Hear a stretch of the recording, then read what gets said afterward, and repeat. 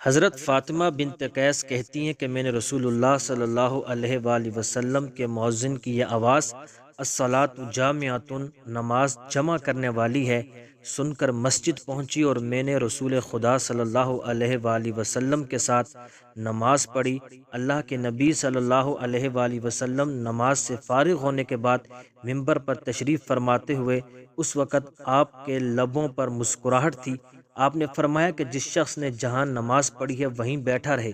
پھر فرمایا کیا تم لوگ جانتے ہو میں نے تمہیں کیوں جمع کیا ہے؟ صحابہ نے عرض کی کہ اللہ اس کا رسول ہی بہتر جانتے ہیں۔ آپ نے فرمایا خدا کی قسم